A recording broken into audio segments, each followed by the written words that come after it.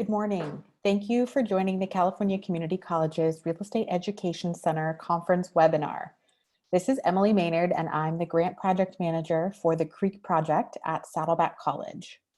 The Real Estate Education Center promotes excellent real estate education in the California Community Colleges and is funded by the California Community College Real Estate Education Endowment and supported by the California Community College Chancellor's Office, the California Department of Real Estate, and the Foundation for California Community Colleges.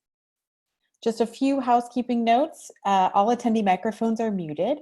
If you have a question to ask the presenter, please go ahead and do that. You can type it into the chat feature, and then I will ask it of the presenter in order to include it in the audio transcript. We will have 3 presentations today. First, the Department of Real Estate licensing update. At about 10:30, the Department of Real Estate enforcement update. And then at 11, an economic update and forecast.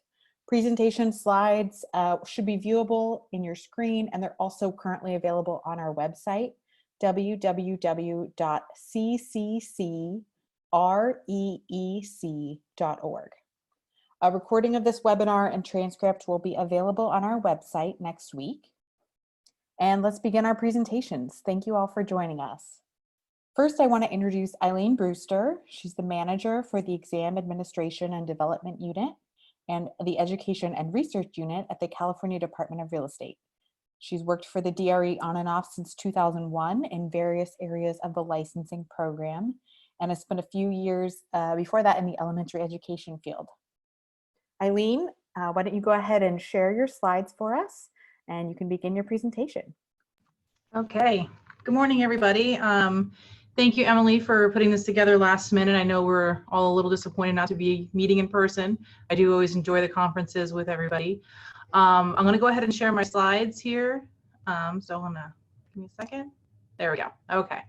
So as Emily said, welcome to the Spring 2020 conference here at the CREEC webinar conference. Let me move forward here.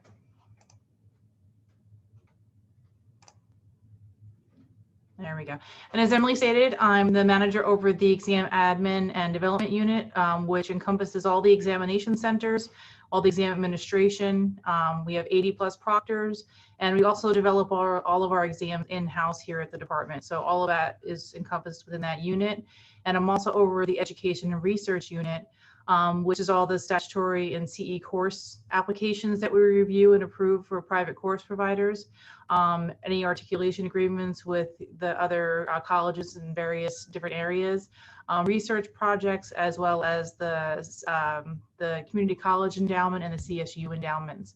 Now, prior to me, Shelley Wilson was in this role, and then she became the licensing program manager. And just recently, she actually was promoted to the public information officer for the Department of Real Estate. So she's actually no longer in the licensing, but you will see her name out there as she, puts out information for the department.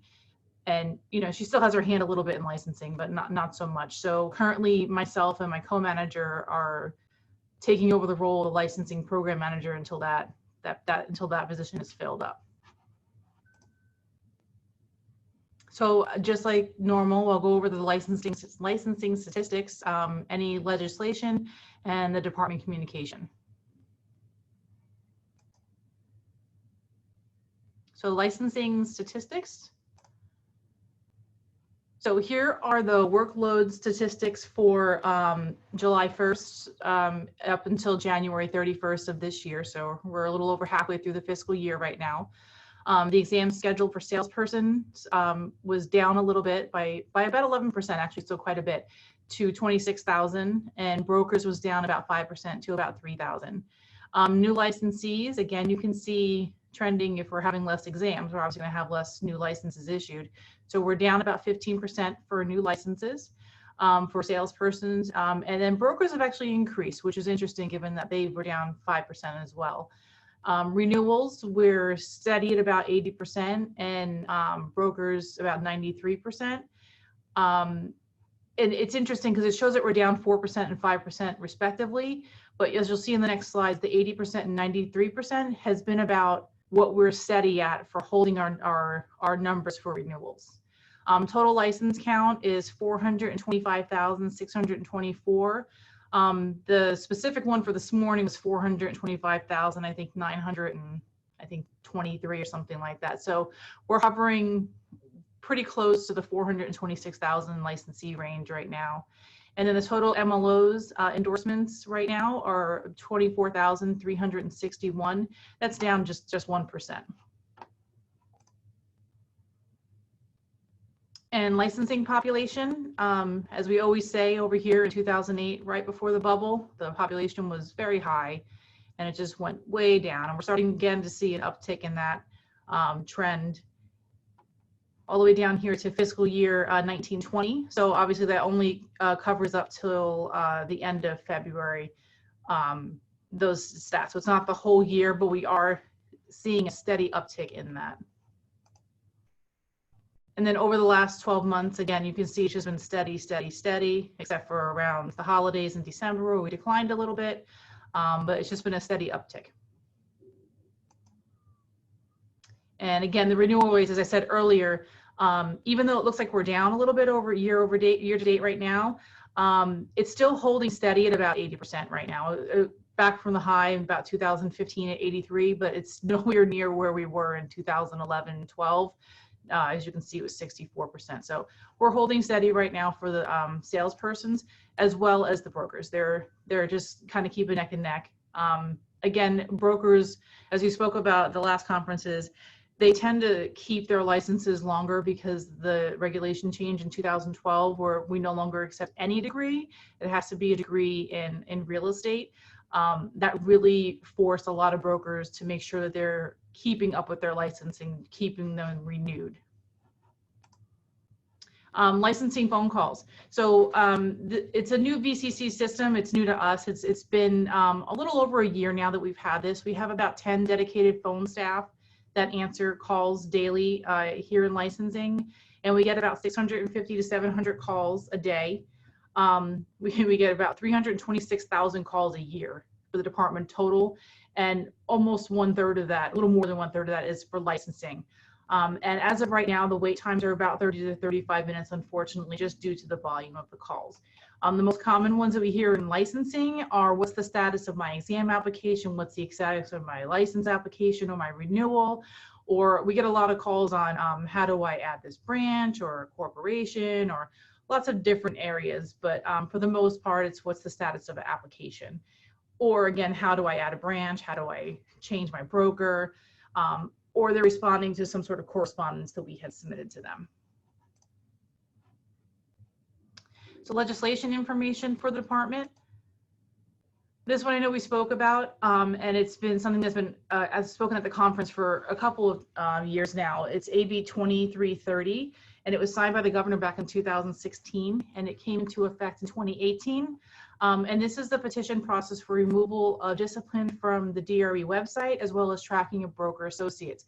The reason we keep having the slide in here is because it took a very long time for us to get regulations in order and for all these changes to trickle down. So the petition process to remove the license from, to remove discipline from a license record online, I don't have a handout, obviously, so the first bullet is moot. So the regulations were finally approved in 2019, and that's when we started accepting applications for the petition for the removal of the discipline off the website. So the requirements are that you must be a current licensee. This can't be somebody whose license has expired. Possibly they're going out for a license in another state, and now they want to remove this off of their record here. So when they go to another state, they won't see that on our website. They have to be a current licensee. It has to have been at least 10 years since the discipline. They have to have a new set of fingerprints run, and they have to pay the $1,275 fee in order to have the petition run through. I'm sorry, let me go back one more right here. Just to note, just to date, even though these regulations finally were approved back in March of 2019, which has been a year, to date, we've only had 14 that have successfully gone through the entire process and has had this information removed from the website. And I just want to touch on this too, is that even though the information is removed from the website, this information is still available to the public. They can call in and get this information, or they can submit a PRA request to the department, and we can furnish that information to whoever needs it. And the second part of that bill was the broker associate tracking. Responsible brokers must notify the department of all the associates working for them. And a broker associate is someone who has a broker's license, but they're working under another broker as a salesperson. And this broker associate can work under as many brokers as he wants, unlike a salesperson who is limited to just one broker. And to date, we have let me go down here and get the actual number for you.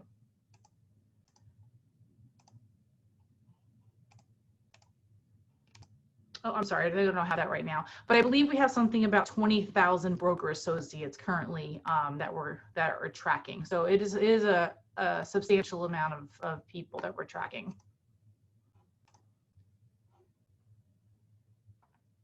Oh, okay, I'm sorry, I did have here 20,954 broker associates that we are currently tracking right now. So that's a lot of people. AB 2138, this is another big one that's been around for a bit that we keep coming back to. Even though, again, it was passed in September, the regulations don't come into effect until 2020. Heather might be able to speak a little bit more about that, but we don't know the full effect of this legislation yet until we start getting applications and getting things through the pipeline and seeing how this affects our licensing population. So 2138 states that any conviction older than 7 years, unless it's a serious or substantially related crime, can't be used to deny a license. Any formal discipline over 7 years or any undisclosed convictions, if not actionable and or substantially related. And it includes various expungements. So if a person's had their record expunged, that causes a problem for us to take any action against a potential license application. And then we have SB 323. It was signed by the governor in October 2019. It took effect this January, and it amends the Davis Sterling Common Interest Development Act. And it changes how the homeowner associations can hold their board elections, and they're designed to increase the transparency so that we're not having a board that's been in there in power for 20 years and there's all kinds of misconduct going on behind the scenes. This makes things much more out in the open and makes it a lot easier for boards to be able to turn over possible bad actors that are in the board and elect them out if possible. And then Department of Communications. As you know, we have a Facebook and Twitter. We every time we were there, we always tout that please go out there and follow us on Facebook, follow us on Twitter. A lot of good information is sent out there for the department, as well as the department's RSS feed. The feed is regularly updated of the DRE's web content and links to that content.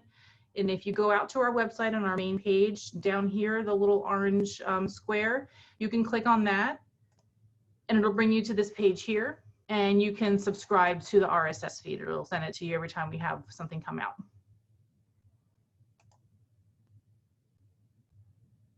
And then email notifications that the department has currently. Anytime an exam application is qualified and ready to go, the applicant is emailed. Anytime a license is issued, the licensee is emailed, and any advisory or alerts that we have, the applicants or licensees are emailed this information.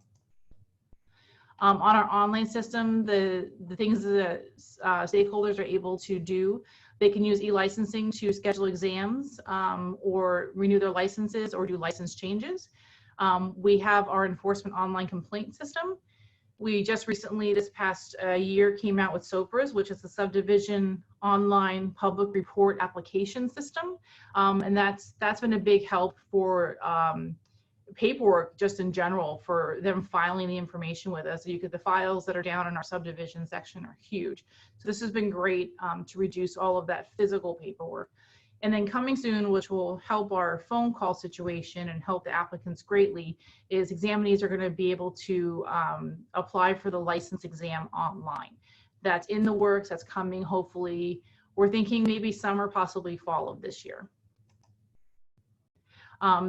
We have links to CREEC on our website. If you go out to our webpage, And under examinees and education courses, it has a link to the community college system, to the CSU system, and then any foreign evaluation services that are down there. So you can go out there and point your students that way so they can go into CREEC that way too, if needed. And as always, we have to plug the census. Census is coming April 2020. Here's a bunch of information on it. I'm sure you're going to see census information coming out everywhere from every state agency possible. So please make sure that you complete your census form and possibly encourage your students to do so as well. I know that was fast. I see that there's some questions popping up over here. So Emily, do you have any questions for me that I can answer? I do. The first question is, do we know if and when the state exam will be updated in the near future? Sure, that's a fair one. We are currently in the middle of an exam study. We conduct one every 5 to 7 years.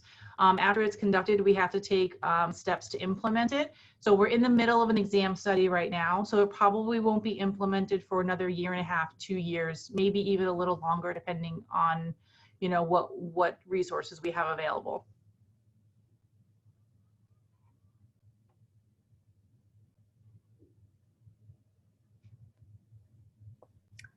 Are there any other questions that need to be included?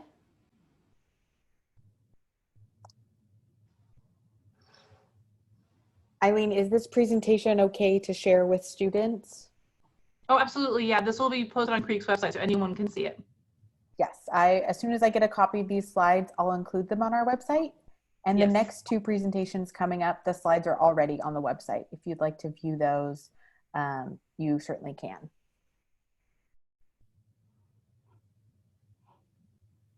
Great. Well, thank you so much, Eileen, for your presentation. If there's no other questions at this time, we'll go ahead and move forward and hear from Heather. Eileen, I'm going to close out your video here and we'll let Heather share hers. Okay, thank you. If everyone could hang on for just a moment while we transition, I appreciate it.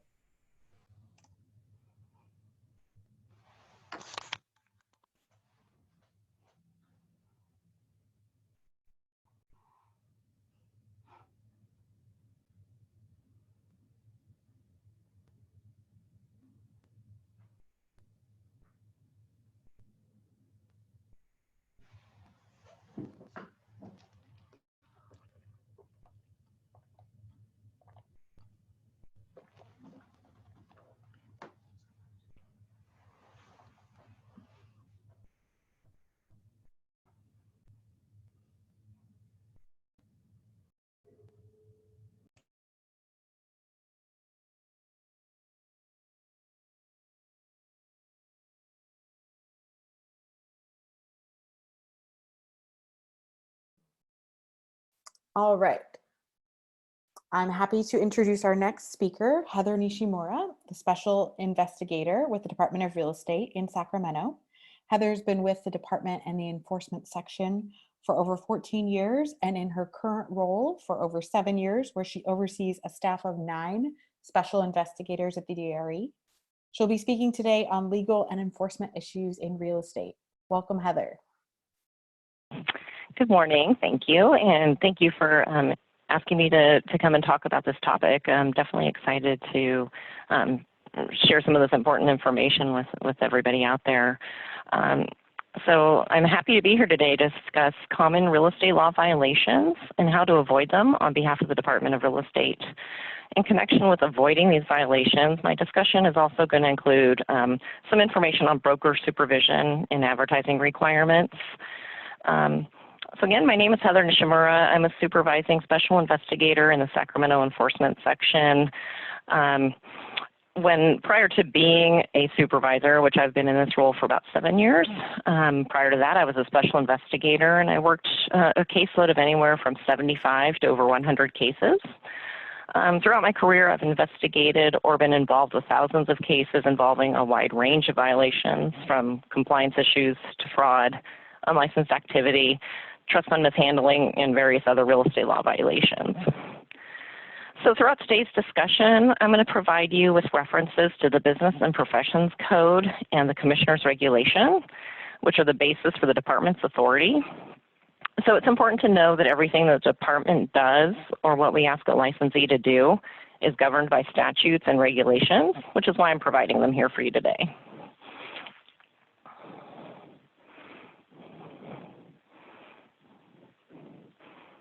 Oh, sorry, skipped ahead there.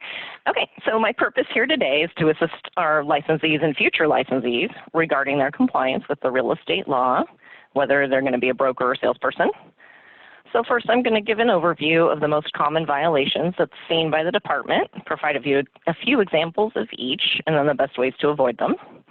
I'm also going to provide some information on broker supervision, which is going to demonstrate how a broker can minimize both their own and their salesperson's risk of being in violation, and also go over some advertising compliance by discussing first point of contact requirements.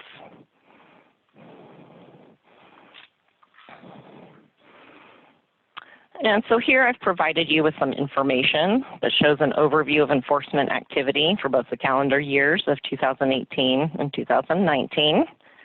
The blue portion of the chart shows the number of complaints that were received. The purple shows the number of investigations conducted. And the gray shows the number of cases referred to our legal section for disciplinary action. So as you can see, while the numbers don't show a significant change, there has been a slight decrease in the amount of cases investigated, as well as the amount of cases referred to the legal section for 2019.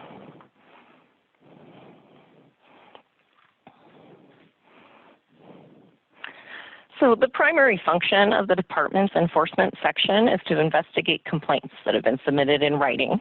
These complaints may be from consumers, from other licensees, or anonymous. The enforcement section also does act proactively by initiating their own investigations and also by engaging in outreach activities. So the most common allegations or violations seen during the course of our investigations are noted here, and I'm going to provide a few examples of each of these. So for dishonest dealing and fraud, this code section is going to include what we would typically consider fraudulent activity, such as a mortgage fraud or a short sale fraud. However, it can also include other situations that may not seem as obvious as being fraud. Some examples could include the failure to present all offers to a client in order to act as a dual agent. It could also be for property management. Fraud or dishonest dealing may be charging an undisclosed markup fee or undisclosed management fees. For trust fund commingling and conversion, commingling is typically where we see a mixed use of the funds. So the broker is mixing the trust account with their operating account. Conversion is a little different. It's typically going to include where trust funds are being used for some other purpose. Often these funds are being spent for personal use. Through our investigations and audits, we've seen that trust funds are being used by brokers to pay for their mortgage or other bills, going to restaurants, or even gambling. For misrepresentation, one legal definition of misrepresentation is a false statement of a material fact made by one party, which affects the other party's decision. So these can include failure to disclose a known defect or issue with a property or an important term of a transaction. As we've seen in our investigations, these things can cover a wide variety of issues, such as not disclosing improvements done to a property without permits, a recent death on the property, defects in the air conditioning or the plumbing or the roof, or as I mentioned, it could include a failure to disclose a term of a transaction, such as the buyer's purchase of a property is contingent on them selling their current property. Misrepresentation can also include a statement made by a licensee when they had no basis to make that statement. So one example of this would be where the licensee encourages their buyer to remove their loan contingency by stating that the loan will be approved when they had no direct knowledge that that would be the case. Negligence and incompetence. Some examples we typically see regarding this violation are going to be referring or using an unlicensed contractor to perform repairs on the client's property, encouraging a buyer not to get inspections, or not ensuring that all documents are complete or submitted, particularly when those documents are going to impact the transaction significantly, such as failing to draft a notice to perform, or not ensuring that all the disclosures were made or provided or were complete. Sometimes these violations are due to just careless mistakes or being unaware of the law. And then the last one, unlicensed activity. This obviously is going to be conducting licensed activity without a license, so doing sales, property management, or loans typically. However, this can also be a real estate salesperson who's acting independently without a broker. It could also be an unlicensed corporation, even if there is a broker in charge who is licensed. And then it can also be acts that are done while a license is NBA, expired, suspended, or revoked.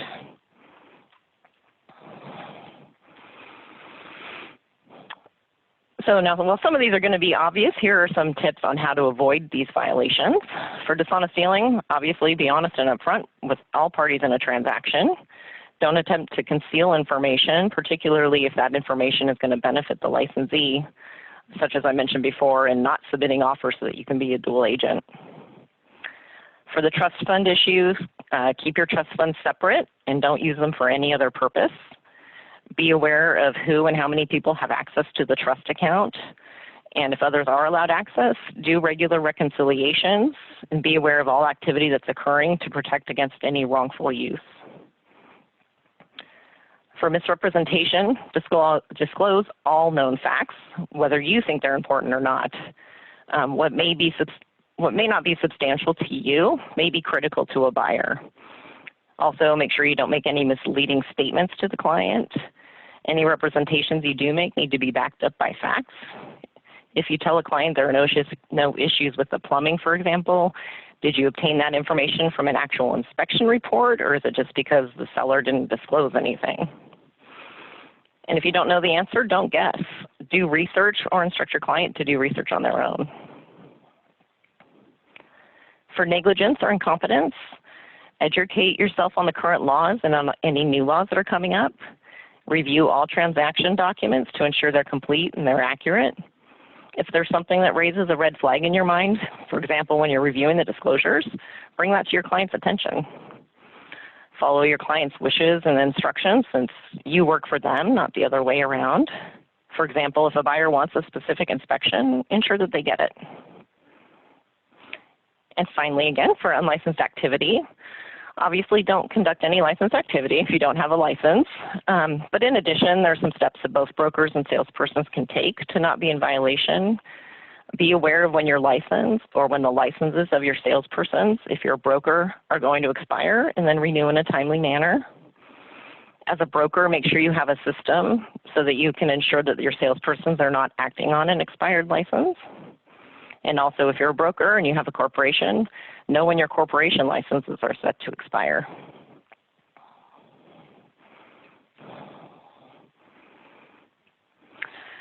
So the department has been given the authority to issue citations to both licensed and unlicensed persons for violations of real estate law. Citations are typically issued for relatively minor or technical violations, and they're done in order to reinforce compliance. Citations may include an order of correction and or a fine assessment. So the most frequently seen violations that are in the Cite and Fine program are listed here. In regards to the first three items, so audit violations, trust fund handling, and record keeping, I'm not going to be addressing those today, as particularly in regards to the trust fund violations. Those are pretty complex topics, and they would best be addressed by a department auditor. So therefore, as I mentioned earlier, I'm going to focus on the last two, which are broker supervision and advertising.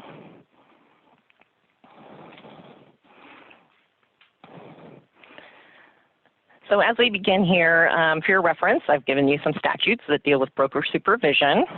The first one is Business and Professions Code 10159.2, and this deals with a designated officer's obligation to supervise the activities of the corporation. It's been shortened here, but it's been provided for your reference. And then the next one is Business and Professions Code 10177H. Again, it's shortened here, but basically it states that the department may take discipline against a broker or a designated officer's license for failure to supervise. I'll discuss this code section in a little more detail later. And then there's Commissioner's Regulation 2725. This regulation and how it applies is going to be discussed in more detail in the next couple of slides.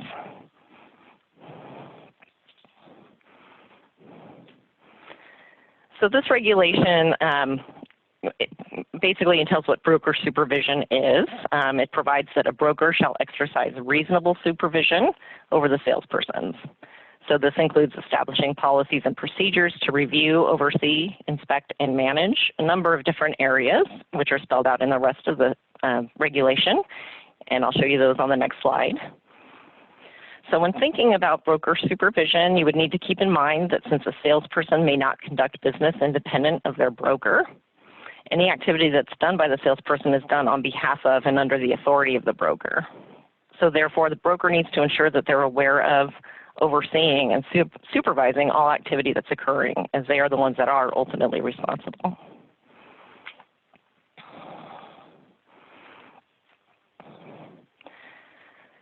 So the regulation continues by providing that these policies and procedures should take into consideration the number of salespersons under the broker and the number of branch offices where they're located. So obviously your policies and procedures are going to be different if you're a small operation, you have one salesperson and they work in the main office, compared to a large corporation that has 500 employees and they're working out of 50 different branch offices. Obviously your systems are going to be different depending on your situation. And then this regulation further provides that the broker must establish a system for monitoring compliance. So simply put, along with having policies and procedures, the broker also needs to have something in place to ensure that those policies and procedures are being adhered to.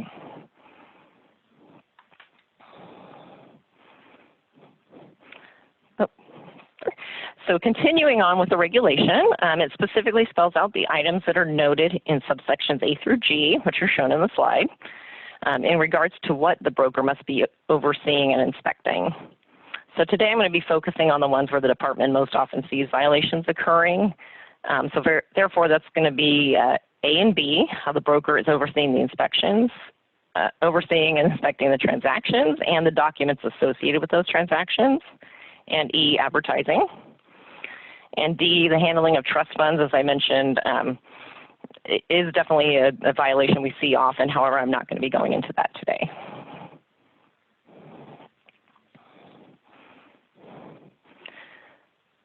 So beginning with the subsections A and B of the regulation, which involves the practices the broker employs to oversee not only the transactions but also the documents. As an investigator looking into the level of broker supervision at an office, there's some questions that we may be asking. So I've given you some samples here.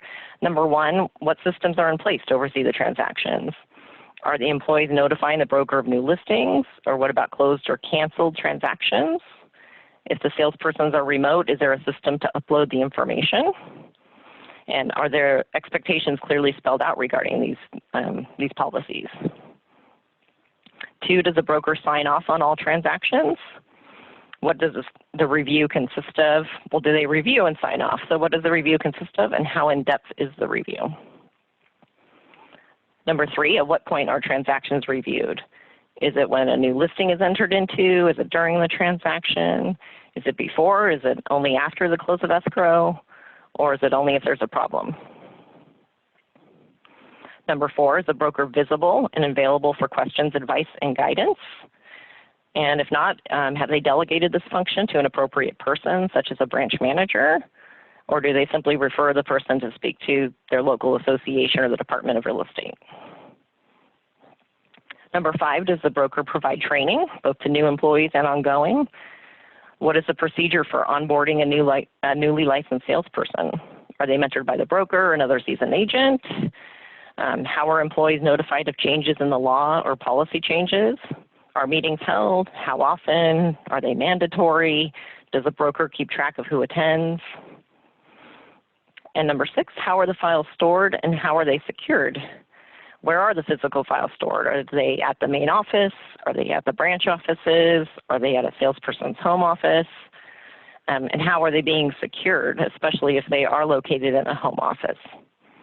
And how are electronic files being secured and who has access to them? So as a broker, you should consider what your answers to these questions would be, and if there are any areas where you're lacking, what can you do to improve the systems that you currently have in place?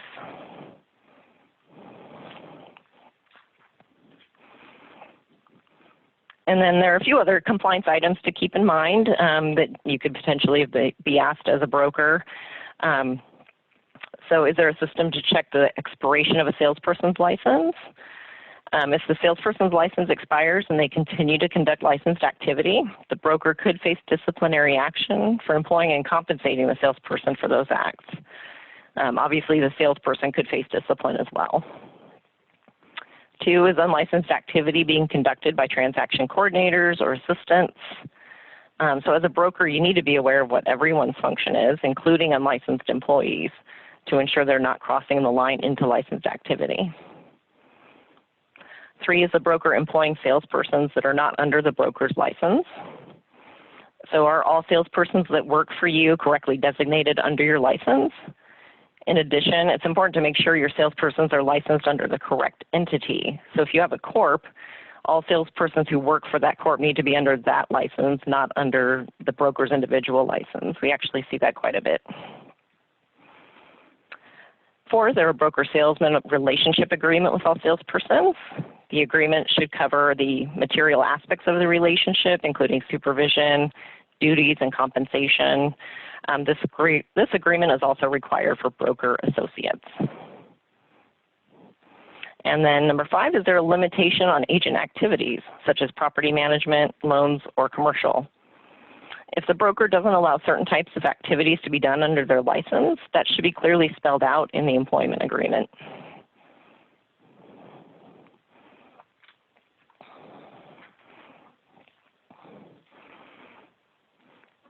Okay, so now we're going to move on to subsection E of the regulation, which includes advertising.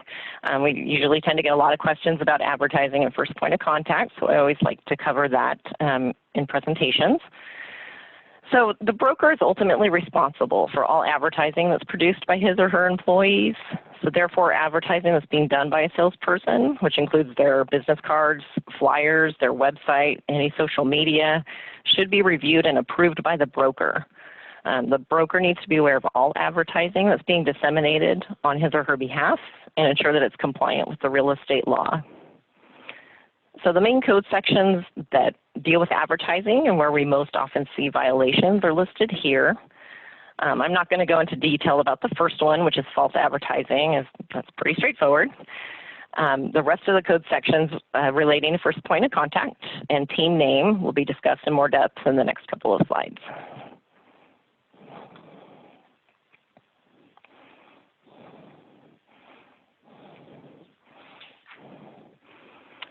So Business and Professions Code 10140.6 governs what first point of contact is, so what is to be disclosed and on what types of solicitation. We'll be discussing first point of contact in general and also in relation to team names. So whether you are going to be a broker or a salesperson, you need to ensure that you're aware of and understand these laws to ensure that all advertising being done by you or by your employee is compliant. So the important things to remember to disclose are your name, your license ID number, and your responsible broker's identity. So this applies if you're a salesperson or a broker associate. And this information needs to be included on all solicitation materials intended to be a first point of contact and also on agreements. So as defined by a regulation that we're going to discuss next, first point of contact means something that is intended to create a business relationship between the licensee and a consumer.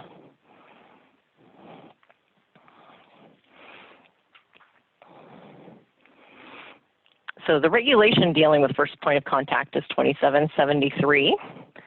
The first point of the regulation provides that the license number of each licensee needs to be on the ad. No employing broker ID number is required when the broker's name or their logo or their trademark appears along with the name of the licensee. In other words, for first point of contact advertising for salespersons or broker associates, while they do need to identify their employing broker, the broker's ID number is not required as long as their name, logo, or trademark appears. And then the license number should not be smaller than the smallest font, so therefore it should not be the smallest print on the page.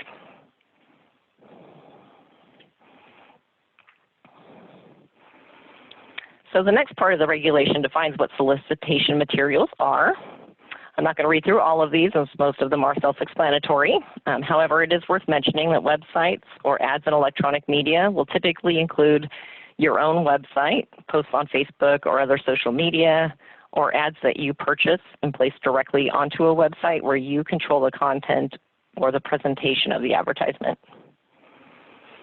And then it should also be noted here that while for sale, for rent, or other signs that display the name of the licensee should also display the license number, this regulation does exclude such signs when the signs fall into one of three categories.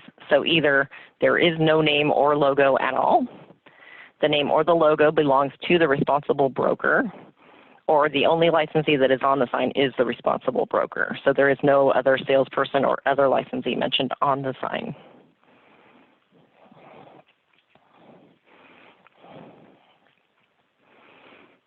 So here I'm going to show you an example of a compliant first point of contact advertisement.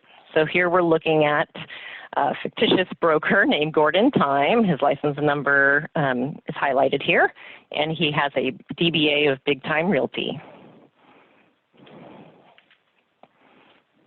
And so in looking at his business card, the reason that it is compliant is the broker, in an effort to create a professional relationship, has identified himself by name and has provided his license number. And the ID number is no smaller than the smallest print on the solicitation. Now, if this were, let's say, a flyer or a website where there are multiple licensees listed, then the license number of each licensee would need to be included on the advertisement.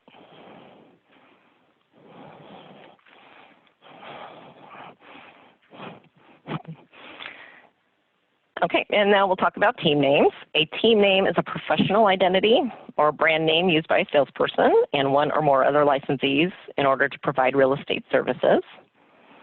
The team name requirements are spelled out in Business and Professions Code 10159.7, which indicates that it needs to include the use of the word team, group, or associate. It needs to include the surname of at least one of the members, and it can't use any terms that would be misleading or would suggest the entity is independent of a broker. So this would typically include words like real estate brokerage or real estate broker.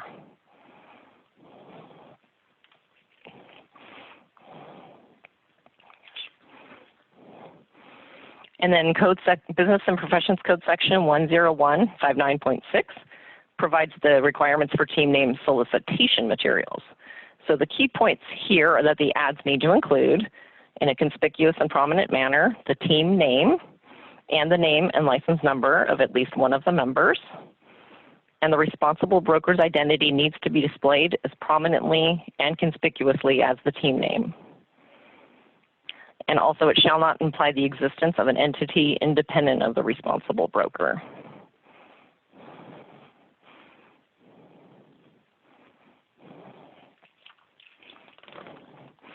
And here we're going to look at another example. This is the same broker, but he has two salespersons, Amber Sales and Joseph Crate, and they are members of a team.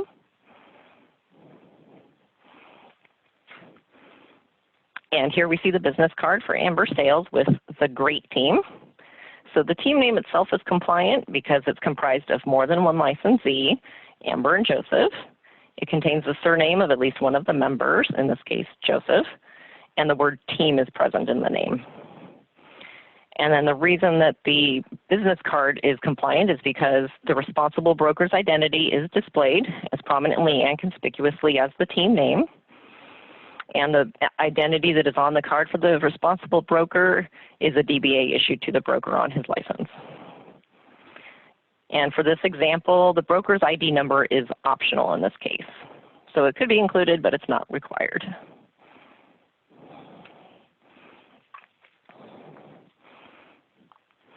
And now here we see a non-compliant business card for Amber Sales. The team name itself is not compliant because it does not include the word team, group, or associate. And it also implies the existence of an entity independent of a broker as it contains the word brokerage. The advertisement itself is also not compliant as the broker's identity is not displayed as prominently and conspicuously as the team name.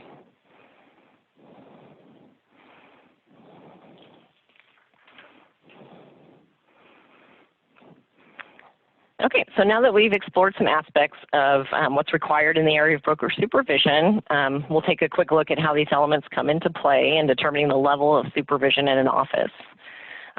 Based on the multitude of broker supervision cases the department's seen over the years, we typically find that brokers fall into one of three categories. So it's either a compliant broker, an incompetent broker, or a rent-a-broker.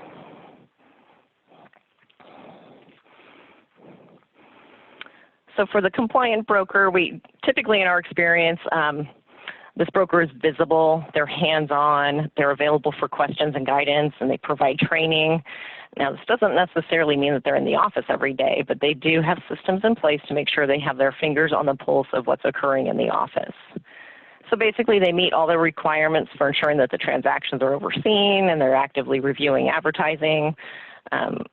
Bottom line, they're in compliance with all the elements I discussed in the presentation. For the incompetent broker, while they may have some policies and procedures, they don't ensure that those are being followed by their salespersons. We've seen many cases where the broker may have a policy manual but couldn't say whether their salespersons had actually received it. Training may be lacking and the broker is not available to answer questions. Also, the broker may have some awareness of some of the transactions that occur, but their involvement is likely minimal or after the fact or only when a problem arises, and compliance with advertising is usually lacking as salespersons are often preparing and using their own ads without the broker's knowledge or approval. And for the rent-a-broker, typically this is where a broker has been employed by a salesperson for the use of his or her broker's license. The agreement usually includes that the broker's involvement is going to be minimal or non-existent. They're clueless about the daily office activities and have no policies or procedures in place as they're a broker in name only. During our investigations, we've seen situations where the broker has never been to the office or may not even have access to the office. They don't have access to the trust account or to the electronic filing systems. In summary, the rent-a-broker is not overseeing the transactions and likely has no idea what advertising is being done by the salespersons.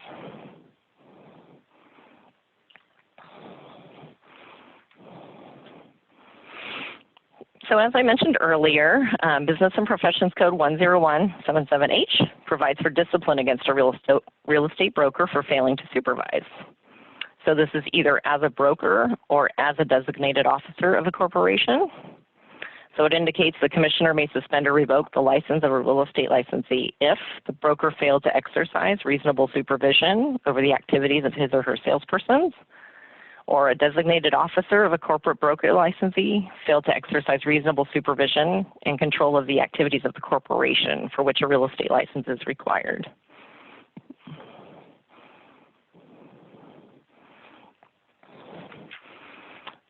And this completes my presentation on real estate law violations. So hopefully I've provided you with some information that will help in understanding the violations and how to avoid them, as well as the broker's role in supervision and how by properly supervising they are in fact mitigating not only their own risk but that of their salespersons. In addition, I hope to have provided some clarity into the laws and requirements for first point of contact advertising. So my contact information is here. I'm happy to take any questions at this time, but if there's anything you think of later, my contact information is here if you want to email me or call me at any point in the future.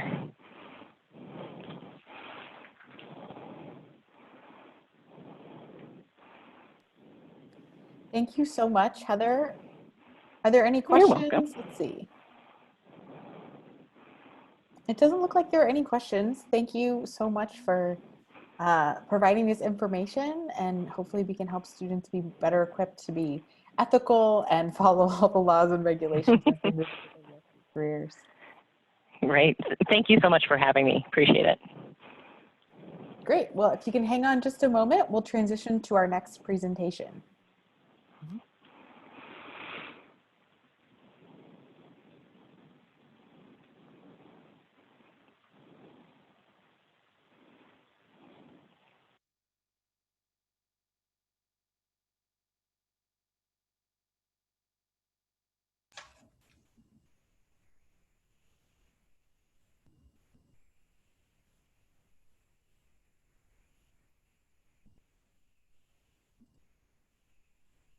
Great. We'll work on a slide transition here. John, you're on. Thank you so much. We have a very pertinent topic on the state of the economy and an economic forecast. John Haveman is the Executive Director of the National Economic Education Delegation, a noted California economist who's been practicing since 2001. Dr. Haveman holds a PhD and a Master's of Science in Economics from the University of Michigan. John, will you tell us a little bit about what's going on right now and how it may affect real estate education? Sure. Thanks so much for having me, and thanks for putting this on Zoom rather than canceling it entirely. This is a difficult time to be talking about the economy, as I'll make clear, but hopefully I can provide some perspective on what's happening and what we might expect to happen, at least from an economic standpoint. So let's see if I can pull up the slides here.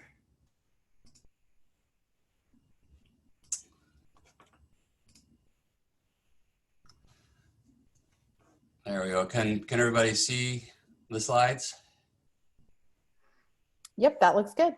Okay, great. Glad to have successfully navigated it. Okay, so I am going to talk about the economy. I'm going to go through a bunch of what we have experienced. At the same time that I'm going to point out that a lot of what we've been experiencing is largely irrelevant to what we're going to be experiencing for the foreseeable future. Before that, I want to tell you all, maybe some of you are perhaps not familiar with me or with my organization. So I have a PhD in economics from the University of Michigan. I've been a practicing economist for about 27 years. I've taught in academic environments. I've been an independent consultant for many years. And a couple of years ago, I started the National Economic Education Delegation. This is a nonprofit designed to help inform the electorate about what the economics profession knows about a wide variety of different economic policy issues.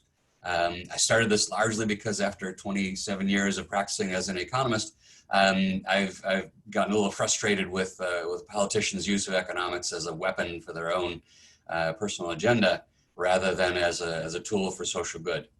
So NEED is trying to motivate the economics profession to get out there into the wild, if you will, and talk to people about what we know about economic policy issues, because we know a ton, we just don't tell anybody. So to that end, I've gathered a large number of PhD, largely academic economists. I have an honorary board of about 47 members, including Janet Yellen, Ben Bernanke, 6 former chairs of the Council of Economic Advisors, both under Republican and Democratic administrations. I do want to point out that all of our presentations are, at least we try to be aggressively nonpartisan with them. NEED is National Economic Education Delegation. We have 500 plus members of the delegation. They are PhD academic economists. They helped us crowdsource the slide decks. All the slide decks that we have are written by subject matter experts, and then they also go out and give presentations. I also have a bunch of friends who are in different countries and PhD economists there. Some in particular in Italy and the UK have said, you know, when you fix things in the United States, will you please come over here and help fix things as well? Long play and heavy lift, but we'll do what we can. Our delegates are everywhere, right? So if you are someplace outside of California or know somebody who is outside of California as a member of Rotary, Kiwanis Lions Club, Retirement Community, any place that brings in speakers, please give a shout. Be more than happy to try to set you up with somebody. We talk on a wide variety of topics. Here is a sampling. The ones on the left-hand side there are the ones that we do most often. Those are the ones that have been reviewed by subject matter experts, both both liberal and conservative. Only the stuff that they agree on goes in the slide deck. My standard joke is that, okay, now we can turn to Q&A, but there actually is a lot that conservatives and liberals agree on. So there's a sense of what NEED is all about and what I do most of the time. I do give talks on the US economy with some frequency, and the slides today will present a lot of that. We have added a couple of new resources. We started a blog. These are just quick hits about different policy topics. Here are three things or 4 things you ought to know about the topic. And then given the effects of the coronavirus and canceling most of my speaking engagements going forward, we're going to start doing some webinars. In particular, there's one next Thursday on coronavirus economics. I'll address a bunch of that here today, but there will be more next Thursday. So if you're interested, reach out. You can sign up for announcements of the webinars at that URL down at the bottom there. All right, so I've gone on probably too long about need. Let's talk a little bit about what's going on with the US economy. A lot of these slides are going to be slides that I would present even in the absence of the coronavirus. They seem a little less pertinent right now, given that we're headed in an entirely direction from where we have been. But we'll run through them nonetheless. It's helpful to have a perspective on where we've been in order to think about where we're going. So this is a slide of quarterly GDP growth. In the fourth quarter of 2019, GDP grew at an annualized rate of 2.1%. That is to say that if the economy grew for a whole year at the same pace it did in the fourth quarter of 2019, it would grow at 2.1%. That is a relatively low rate of growth. In the post-World War II era, the US economy has grown a little bit over 3% on average in every year. Lots is made out of the fact that we've now gone 10 years without being in a recession, but we've also gone 13 years without growth in excess of 3%. So growth during the recovery has been pretty slow. Forecasts prior to the onset of the coronavirus have suggested that growth will slow in 2020 and 2021 relative to the recession. I expect with the coronavirus that growth is going to take a massive hit, but we'll talk more about that later. So that's where we've been. If you had asked me back in 2007 where I expected GDP to be in 2019, at the end of 2019, I would have said I expect it to be about $20,779 billion. So that's the forecast that I would have had. But where we are instead is at $19,220 billion. So we're down by about $1.5 trillion relative to where we might have expected to be. So this has been really a recovery-less recovery. Although growth has been happening, we haven't, as we have in previous recessions, you can see throughout the line on the graph, right? The red line is actual GDP and it deviates from the green line, but it always goes back. Well, that hasn't been our experience in the follow-on to the Great Recession. And part of that is due to consumers rebalancing their household income, their household financial sheets. Part of it is the baby boomers starting to retire in 2012. And just in essence, an awful lot has changed over the course of the last 10 years that is going to prevent us from getting back to where we might have expected to be. There are a variety of components. Consumption is the biggest contributor to GDP growth. Consumption makes up about 70% of the economy. We can see that consumption over the course of the last couple of quarters has been pretty good relative to much of the recovery.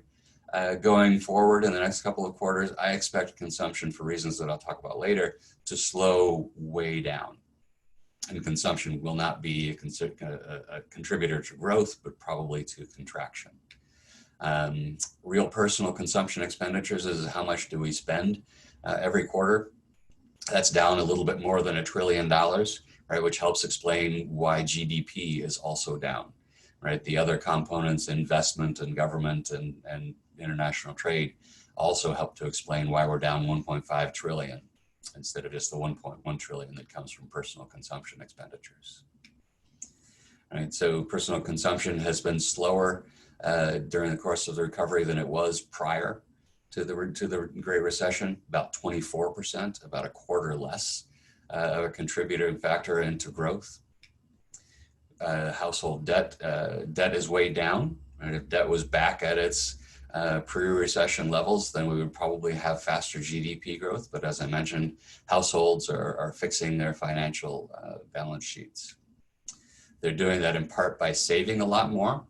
You can see that so the red line represents quarterly savings rates or monthly savings rates. That is the amount of disposable income, right? Income that's left after taxes are taken out, but what percent of that gets saved? And prior to the Great Recession, that was effectively zero for most households. A great many people were pulling money out of their homes and saving less than zero. In the aftermath of the Great Recession, households are saying, well, maybe we should save a little bit more, and savings rates have gone back up to 8%. And still relatively low compared to history. Back in the 1970s, savings rates were in excess of 10%, sometimes reaching even over 15%.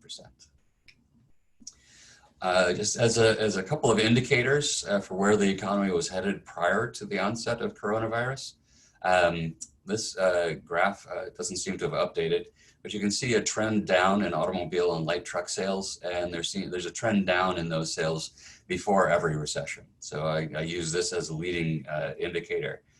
Sales are going down, the economy's been slowing. We can also look at manufacturing. So here the red line is quarterly manufacturing output relative to the same time last year.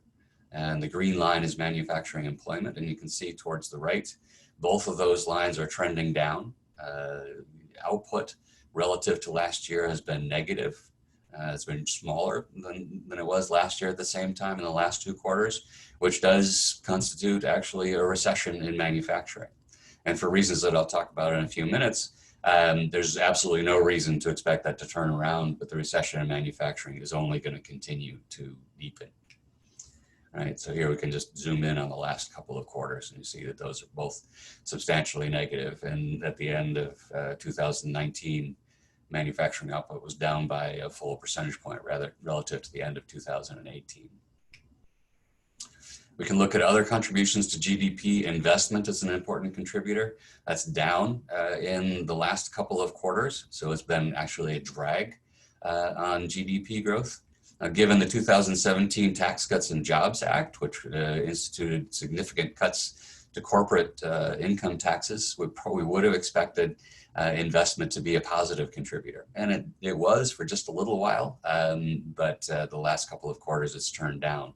And that's probably because of policy uncertainty on international trade and immigration, as well as about the economy generally.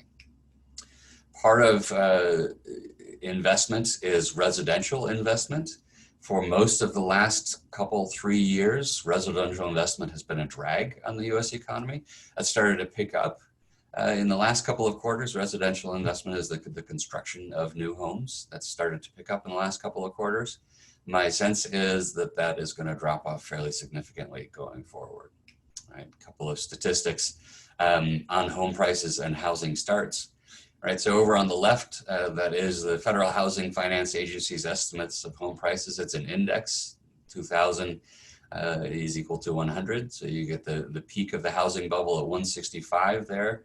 And where home prices are now, according to the index, is 197, which is substantially above the housing bubble peak. And so I'm sort of amused because I see some newspaper articles that talk about how, home prices are above where they were then, and that was really high. So are we in another housing bubble? The answer is no, because this statistic fails to account for inflation. Once we account for inflation, that's the blue line that I've just added. You can see that we're at 156 instead of 165. So home prices are increasing substantially. But they haven't achieved the peak of the bubble level yet. And part of that is because you can see on the right-hand side, we haven't been building homes over the course of the last decade. I'll forward to the next slide that gives you a better indication. Over the course of the last 5 decades, the 1960s through the 2000s, we were on average building new homes at a rate of about 1.4 million homes per year.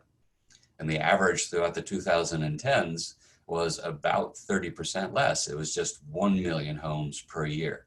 So we've been restricting supply very substantially. The population continues to grow, so the demand for homes increases, and when that does and supply doesn't, then you get an increase in prices. Now, in early, January of this year, housing starts have increased significantly. It's going to be interesting to see what happens to that as the impacts of the coronavirus are felt more deeply. The government over the course of the last couple of years has been contributing to GDP growth. I expect, I'm sure all of you have heard the talk about some sort of an aid package coming from government. I expect government's contribution to GDP growth to increase relatively significantly for the foreseeable future. Exports, I include this, so exports and imports are important contributors. I include this primarily to prompt me to point out that we've been engaged in a trade war for the last couple of years. And not only has that been reducing our imports, but it's been reducing our exports as well. So there's a double-edged coin, double-edged sword to trade wars. We have a nice presentation on trade wars and how it's been, helping some sectors of the economy, but hurting other sectors of the economy. So we can go beyond exports. So a little summary, right? The post-recession consumption has been down. Retail sales are returning to trend. Household debt is down, but it is climbing.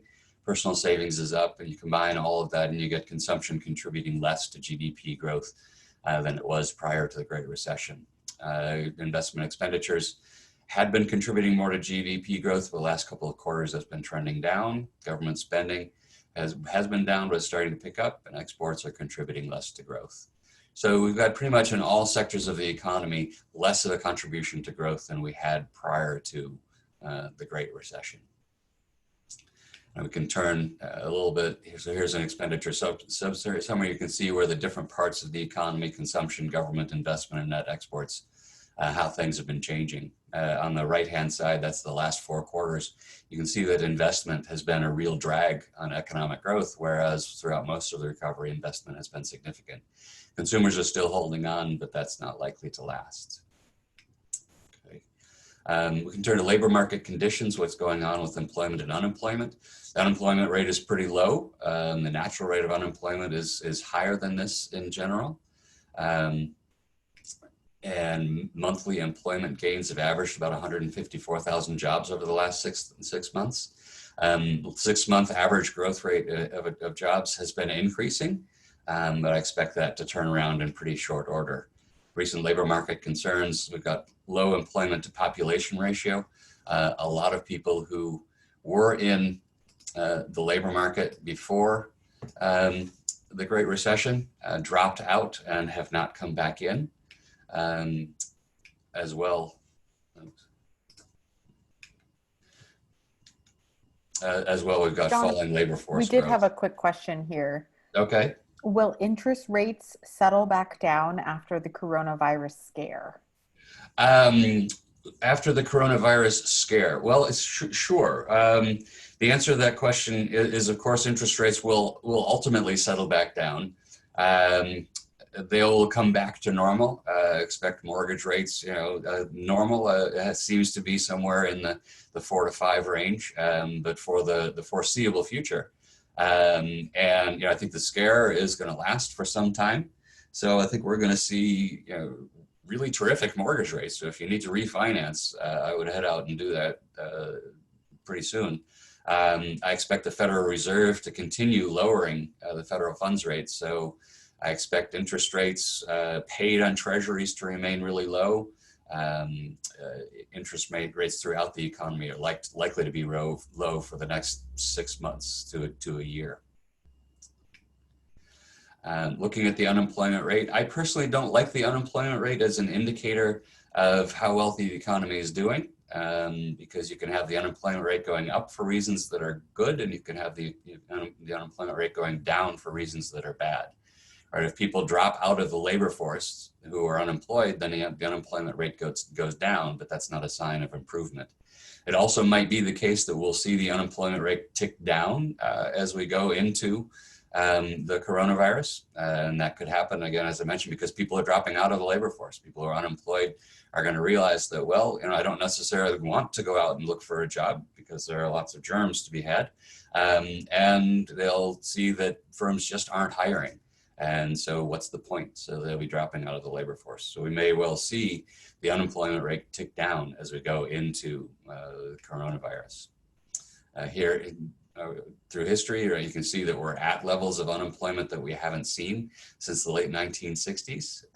Again, I think that's partly artificial, both because the baby boomers are aging out of the labor force, as well people aren't finding jobs that suit them. And so they're staying on the sidelines. So here we've got some evidence of the slow recovery. The green line there is the employment to population ratio. And that has been up around 63%, and now it's down at 61%. So we're down 2 percentage points, which is a lot of workers. As I think I'll show you in a minute, we're down about 20 million jobs relative to where I would have expected us to be. So people are not coming back in very quickly. And this is on the baby boomers retiring.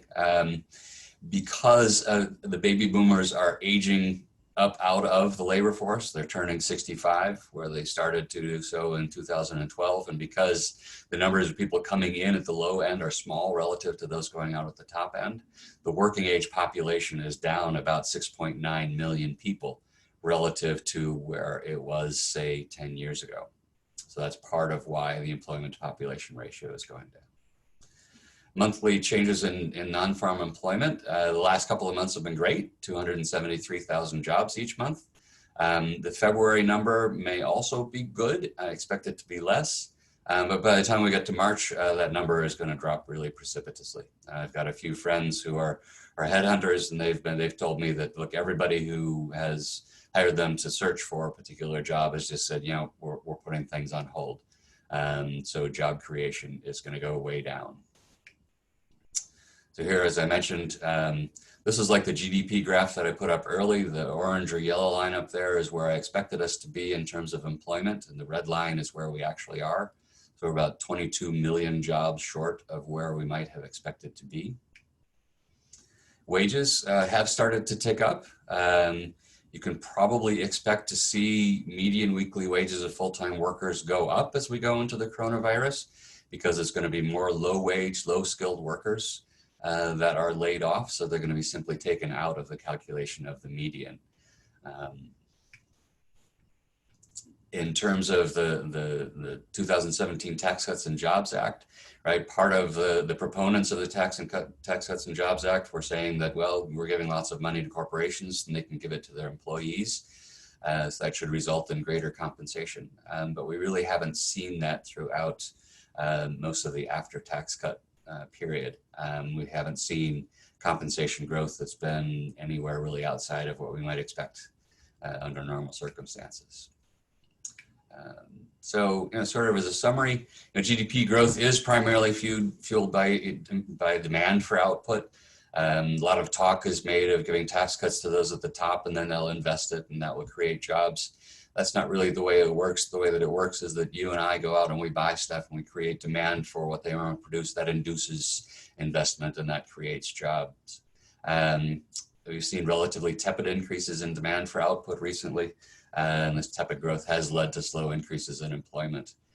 Productivity is another element of growing GDP. We can grow GDP without growing jobs if productivity is increasing, but productivity over the course of the last decade has been very, very slow relative to history, and it's not exactly clear why. I could go into that in more detail if anybody's particularly interested, but I think let's go ahead and move on. U.S. Treasury rates, right here are some of the interest rates that we were talking about a little earlier. The 10-year Treasury is at historic lows. Oops, something went wrong in my legend down there. Maybe highlighting the fact that the interest rate on the 10-year Treasury is down below 1%, which is someplace where I don't ever recall having seen it before. The yield curve. The yield curve is the difference between the 10-year Treasury and the 3-month Treasury rates.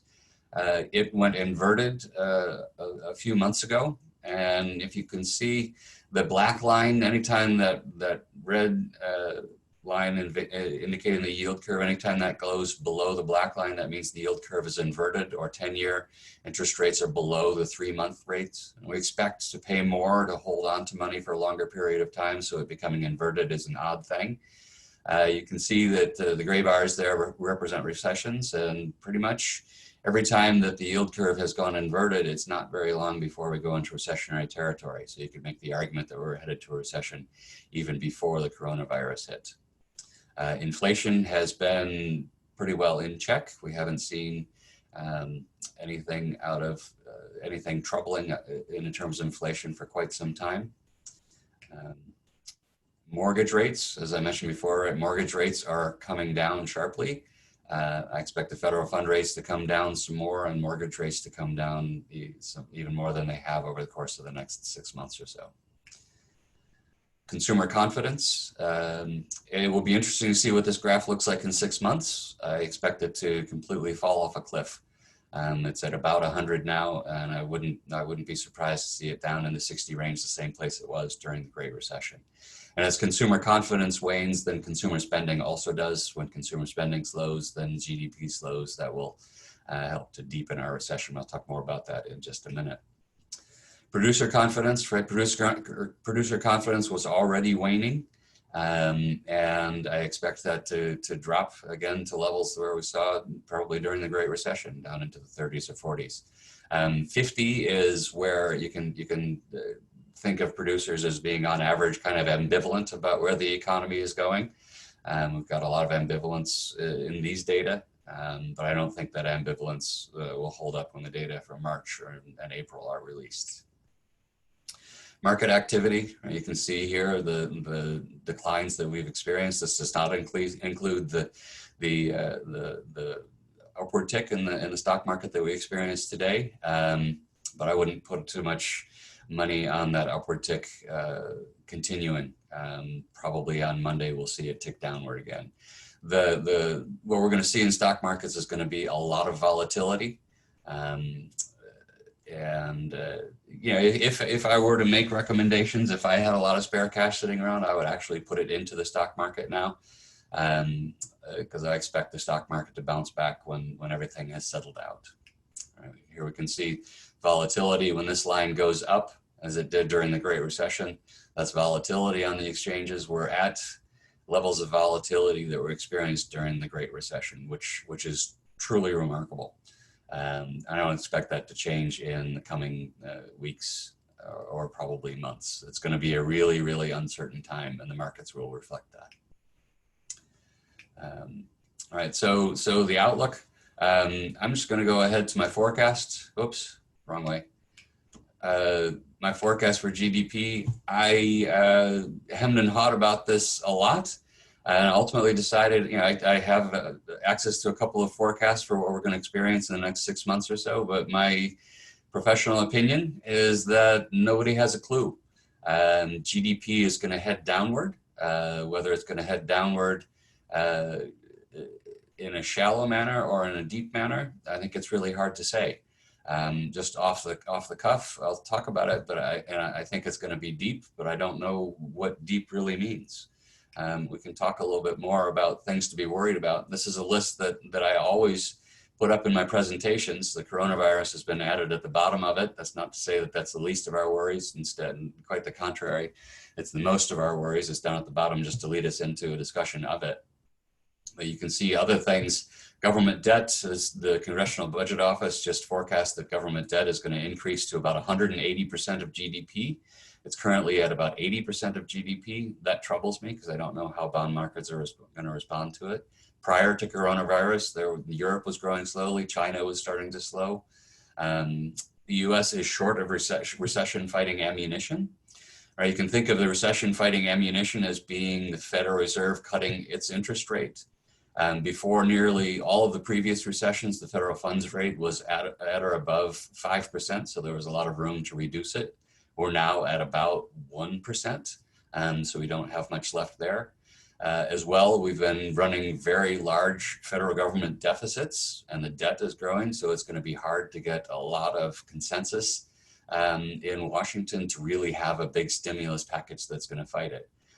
Hopefully the coronavirus will be compelling on compassionate grounds, compelling enough to promote a lot of spending from the federal government to help buoy the economy during this period of uncertainty. All right, so onto the coronavirus. I'm tempted to say that the coronavirus has started to reflect really a perfect storm for the economy. Most recessions stem from either the demand side or the financial side. The last recession was financial side driven, which of course led to demand side hampering the economy. The coronavirus really started on the supply side. I'll talk about how supply chains are so intricately linked. Started on the supply side, but now with the market doing what it's doing, we're going to have enormous demand side implications, and then financial market implications are indeed going to exceed what we've been seeing from the stock markets. So first, let's talk a little bit about the supply side. Right, so here is a Boeing 787, and I put up a Boeing 787 to point out that parts for this airline, the production of this airplane, come from all over, right? The wingtips are from Korea. The fixed and movable leading edge is from the United States. The wing is from Japan. The trailing edge is from Australia. And then we can go down here. It turns out that the tail fin leading edge and the rudder both come from China. Well, the Chinese economy has shut down about 40% of it. So if you want to build an airplane, even if your parts coming from just any one of these countries are delayed, you're going to have to slow down or cease production. Use an airplane here because it's a pretty handy example, but this applies to the vast majority of manufacturing in the United States. And what we're going to see is both supply chain implications as well as just flat out supply implications. I've got some friends in retail who tell me that for the next couple of months, they're probably okay because they've got inventory on hand. For the next couple of months after that, they're probably okay because all that stuff is on a boat on its way already. But when you get 3 and 4 and 5 months out, they're going to run into real supply issues. And so the store shelves are going to be increasingly bare. It's not just going to apply to toilet paper the way that it does right now. So this is a big supply side shock, and that really comes into play when you think about government action to try and solve the problem. We really don't have very good tools to handle a supply side shock. We can move on and talk about the demand side. Right, so the demand side is just being hit on all sides now, right? The stock market, as soon as the stock market started to slide, I'm sure that a lot of people started to think about, oh, do I need to buy a new car? Maybe I shouldn't. Maybe I should step back my purchases. Do I need to buy a washer dryer? Lots of people cutting back on major purchases. And then we've got event cancellations and school cancellations and people being told to work from home, right? So this has enormous implications for tourism, for retail, or every place that people went to lunch from their business. So that's dramatically reduced spending throughout the economy. So the universal sort of pseudo quarantine, working from home, eating at home, watching movies at home, going to provide an enormous drag on the economy until we have a better sense for whether or not the pseudo quarantine is necessary. I'm certainly not an expert, so I'm not going to opine about whether or not it is. But it may turn out to have been an overreaction, in which case the hit to the economy might not be so prolonged.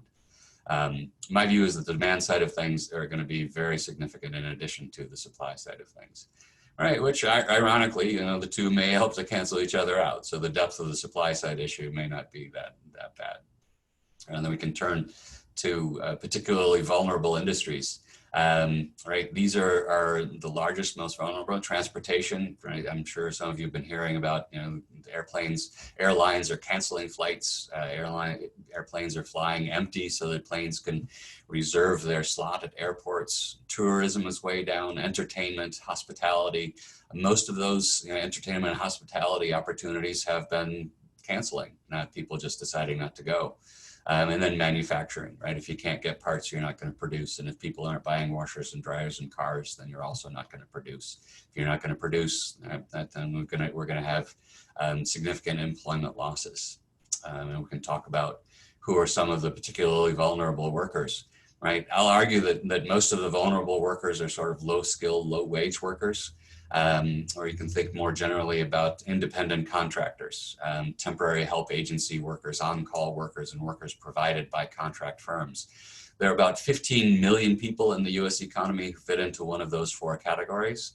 I'm not saying that all 15 million of those folks are going to lose their jobs. There are going to be a lot of people with traditional jobs who are going to lose their jobs as well.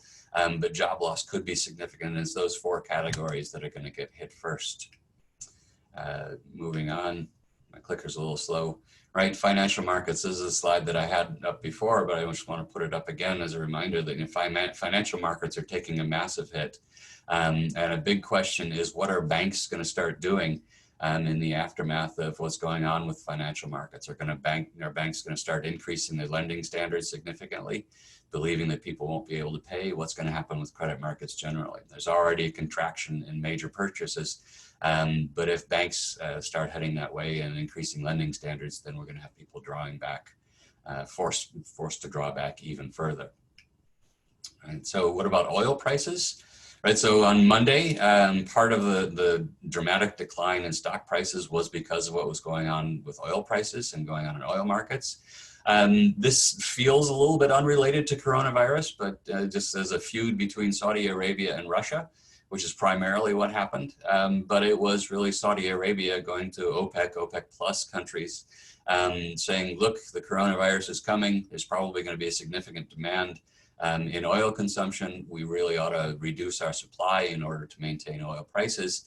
And Russia basically said, no, I don't think we're going to do that. And so they started a little war within themselves. And now we've got oil prices dramatically lower than where they had been.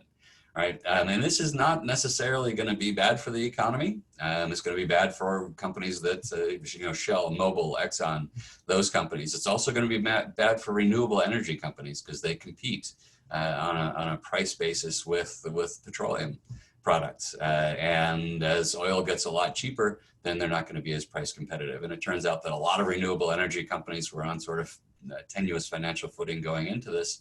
So we'll probably see a lot of bankruptcies there. And who's going to benefit, right? Transportation and pretty much all of the rest of the economy, right? So this is actually a good thing from the perspective of trying to buoy the economy.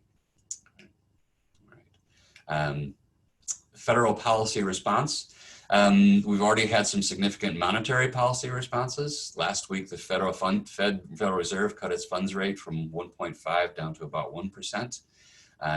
Earlier this week, the Federal Reserve came out and said it was going to buy $1.5 trillion worth of assets in the hopes of trying to increase asset prices and reduce the run on stocks that we've been experiencing. From a fiscal policy perspective, it's going to be really interesting to see what we get.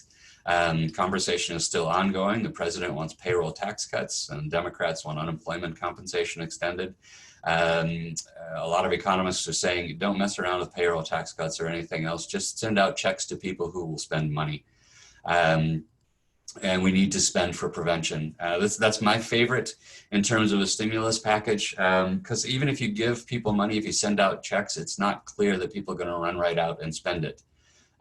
We need to do an enormous amount for prevention. If you look at what other countries are doing, we're not doing nearly as much.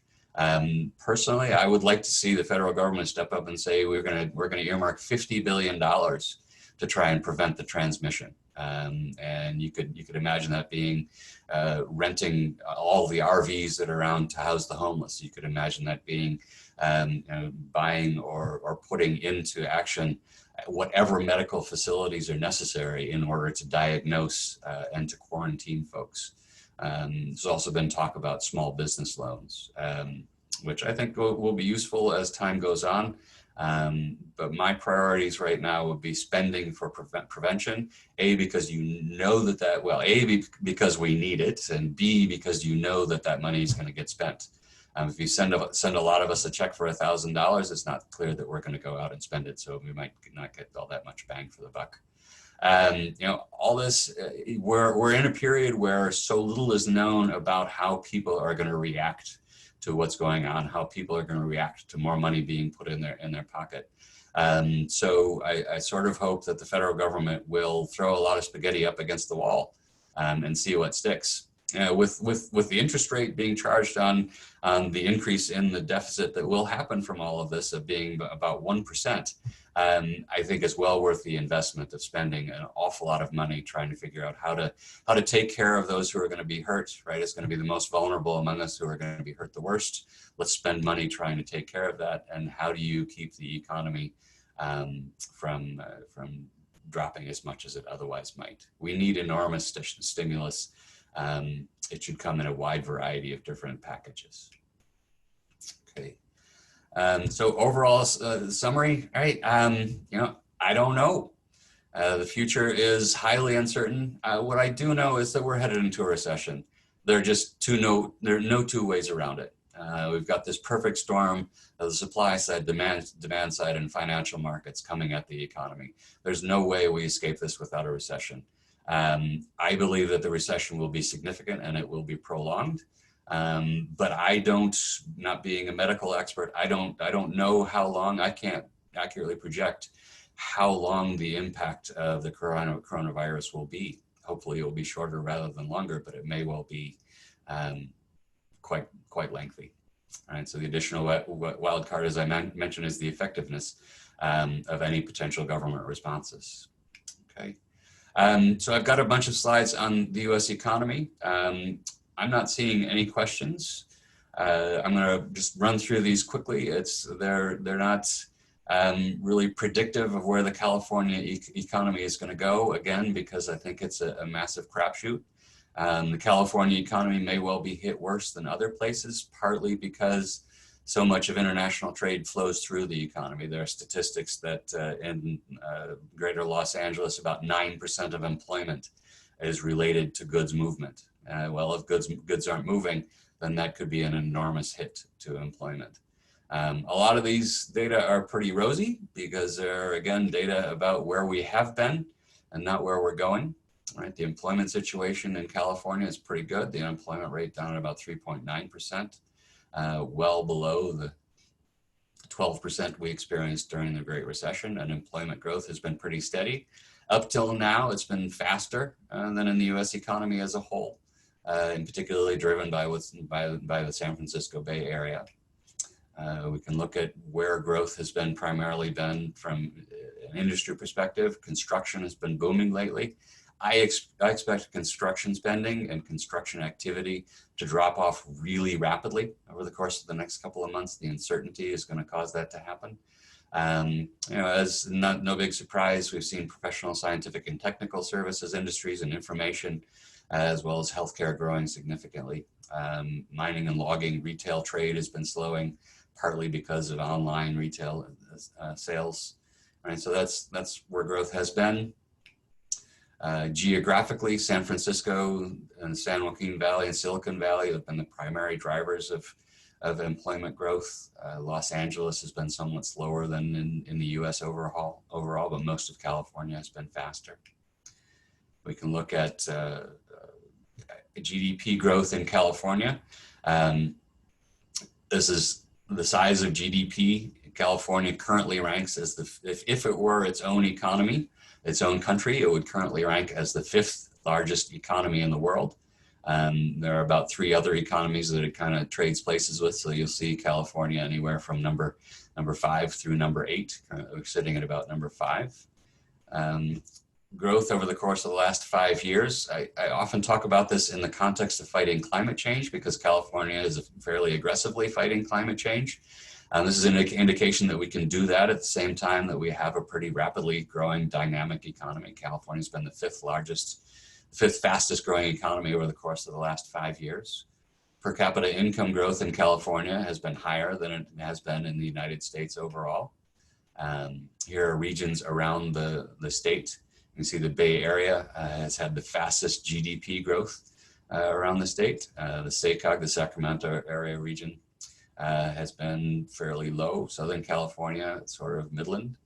The Bay Area has been the primary driver throughout most of the recovery. Right, we can look at home prices. The red line here, I just noticed, is not in the legend, but that's the U.S. prices overall. Again, as with the previous graph that I showed you in home prices, this is not inflation indexed. But you can see Los Angeles, the orange line there is the highest, and it's up above where it was during the bubble. San Francisco. We can sort of zoom in on more recent times.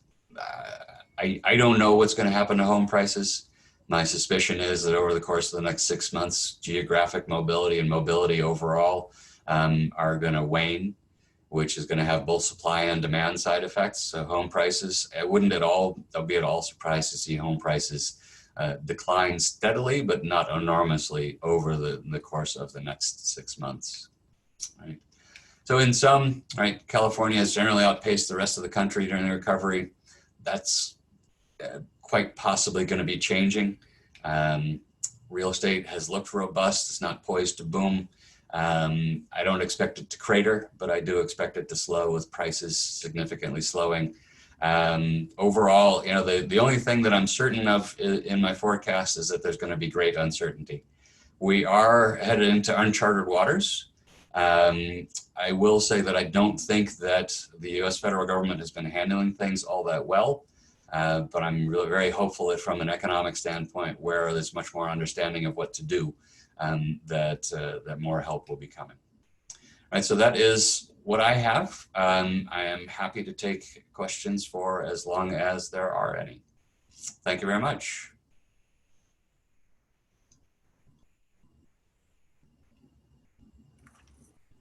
Any questions? Well, that was very thorough. Thank you for that presentation. And thank you all for joining us today. This concludes the first of our Spring 2020 conference webinars. We plan to schedule more webinars in the coming weeks, as many of you need creative support to help keep students on track for their educational goals in a confusing time. So check our website, look at our emails. We'll send them out on a regular basis.